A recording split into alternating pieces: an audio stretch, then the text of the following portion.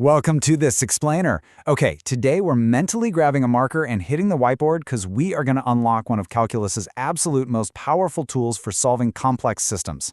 Have you ever stared down a massive multi-layered equation and thought, where do I even begin? Well, you're definitely in the right place. We're going to decode the logic behind the math and translate some pretty dense equations into a beautifully simple mechanical concept. Let's get into it. So, here's our roadmap for today. First, we'll look at the composite function problem, then we'll define lemma 1. After that, we'll cover secant lines and lemma 2, move into limits and lemma 3, and finally, wrap it all up by proving the chain rule. All right, step 1, the composite function problem. We're starting with an absolute beast of a composite function here. It's e to the power of the quantity x minus 1 squared. Our goal? We need to find its derivative, its exact rate of change, and we want to do it without getting completely buried in complicated algebra. You know, when tackling a nested function like this, trying to solve the whole thing at once is basically just a recipe for a massive headache. We need a systematic way to untangle it. Which brings us to part 2, defining lemma 1. Instead of staring down the whole function, we can actually slice this complex expression into 3 distinct, highly manageable substitutions. First up, we define the innermost layer as u, which equals x minus 1. Then, we take that u and square it, creating our next layer, v equals u squared. And finally, our outer layer becomes y equals e to the power of v. We've essentially unpacked a mathematical nesting doll right here on the board. Now, by isolating these parts, evaluating their individual derivatives becomes, well, basically Calculus 101. Imagine writing this out. The rate of change of u with respect to x is just 1. The derivative of v with respect to u is 2u, and the derivative of y with respect to v is simply e to the v. We haven't solved the whole problem just yet, but we've meticulously prepared all the ingredients we're going to need. Okay, moving on to part 3, secant lines and lemma 2. Imagine taking your marker and drawing a big, sweeping curve right on the whiteboard. If you pick 2 independent points on that curve, let's just call them P0 and P1, and draw a straight line connecting them, boom, you've created a secant line. This line represents the average rate of change between those points, which is driven by the measurable gap, delta x and delta y. But as we know in calculus, an average just isn't good enough. We really need the instantaneous rate.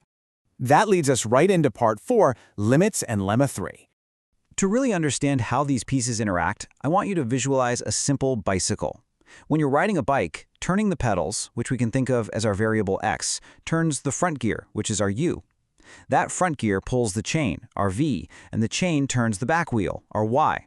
Now, if the pedals turn twice as fast as the gear, and the gear turns 3 times as fast as the wheel, you don't add those speeds together to find out how fast you're going. No, you multiply them. The rates of change interlock perfectly, just like gears. And this bicycle concept translates flawlessly into our math.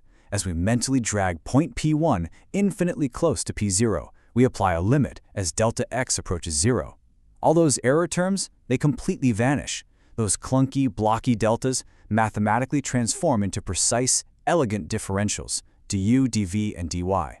This proves that exactly like our interlocking bicycle gears, these individual instantaneous rates of change directly multiplied together. The grand result of those limit evaluations is the ultimate calculus tool, the chain rule. It mathematically represents those interlocking gears. To find the total change of y with respect to x, you just multiply the change of y over v times the change of v over u times the change of u over x. It's a total domino effect. One movement triggers the next, scaling the rate of change sequentially through the entire system. Finally, part 5, proving the chain rule. This is where everything comes together perfectly.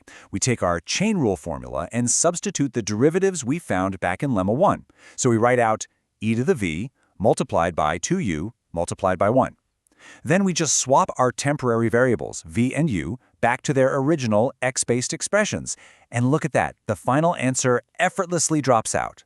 2x times e to the power of x minus 1 squared minus 2 times e to the power of x minus 1 squared. We literally bypassed a mountain of messy algebra just by treating the equation as a series of connected, multiplying gears. So, the absolutely crucial takeaway from this explainer is the sheer power of modular thinking. If this method can instantly unlock such a daunting composite function right here on the whiteboard, what other multi-layered systems in the world around us could you decode using the interlocking logic of the chain rule? From economics to fluid dynamics to machine learning algorithms, the applications are endless. Next time you face a massive problem, remember the bicycle gears. Break it down to its simplest components, figure out how they connect, and let the system solve itself. Thanks so much for joining me on this explainer.